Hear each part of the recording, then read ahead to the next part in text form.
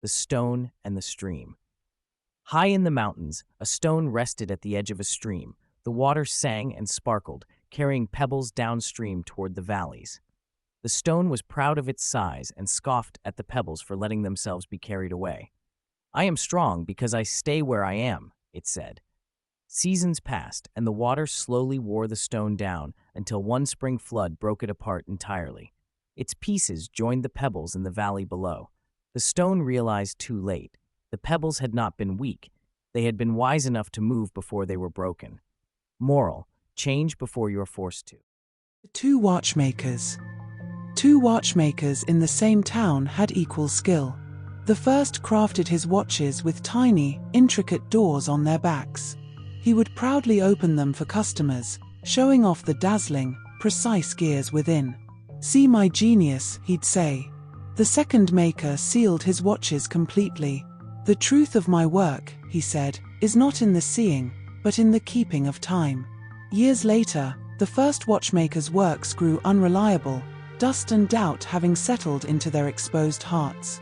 The second maker's watches, their integrity protected, ticked on faithfully for generations. Moral of the story: true integrity does not require constant inspection, it is sealed within. The Archer and the Echo. A young archer, proud of his skill, traveled to a deep canyon to practice far from admiring eyes. He shot an arrow at a distant tree. A moment later, he heard a sharp thwack echo back, seemingly from the opposite wall.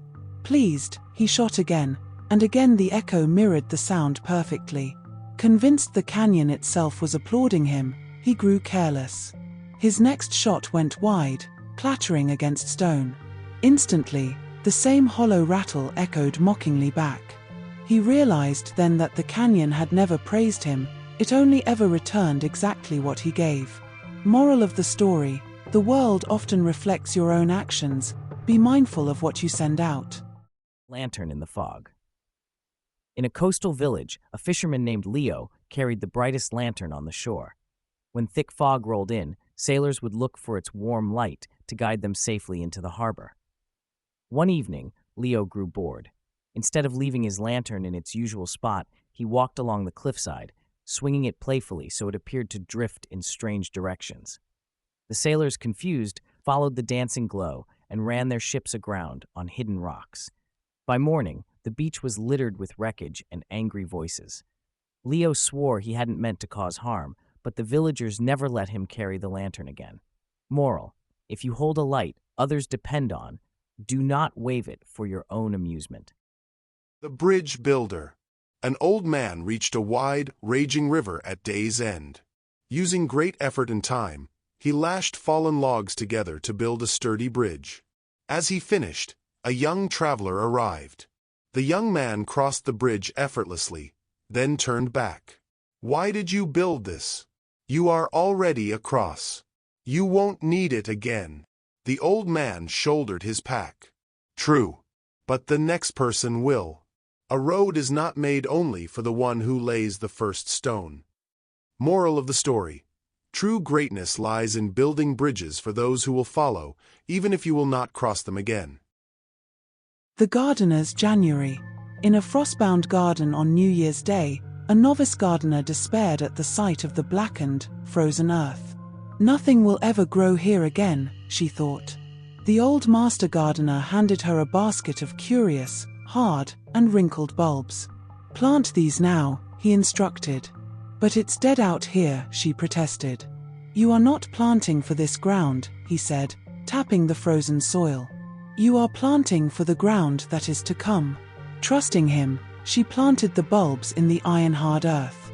Months later, when she had almost forgotten, the garden erupted with daffodils and tulips.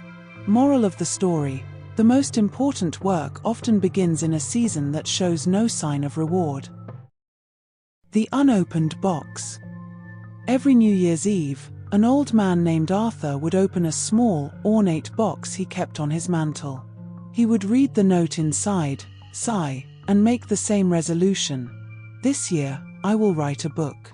And every year, the busyness of life would intervene. One year, his young granddaughter asked, "Grandpa, what's in the box?" He opened it and showed her the yellowed note, which read, "Your first story, written at age 10. You have a voice. Use it." "But you did write it," she exclaimed. "This is a book. It's just very, very short." That night, Arthur didn't make a resolution. He simply took out a fresh page and began to write a second story. Moral of the story: a journey of 1,000 miles begins not with a promise, but with a single step taken today.